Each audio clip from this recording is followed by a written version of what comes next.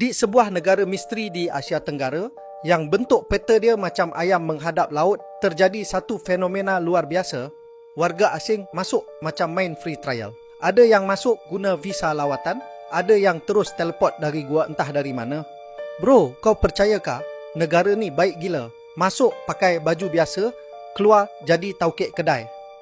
Kata seorang warga asing sambil makan nasi lemak ekstra sambal dari kedai belakang rumah.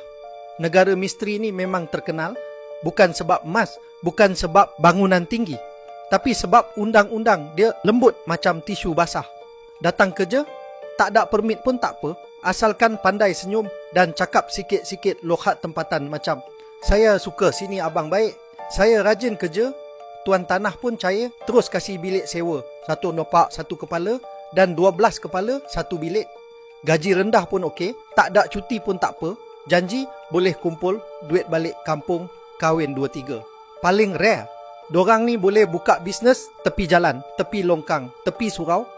Kadang-kadang ada operasi besar-besaran, siap keluar berita. Tapi esoknya, geng sama buka gerai balik macam tiada apa-apa jadi. Jadi, kau rasa macam mana? Adilkah semua ni? Atau kita ni terlalu baik sampai orang pijak kepala pun kita bagi bantal?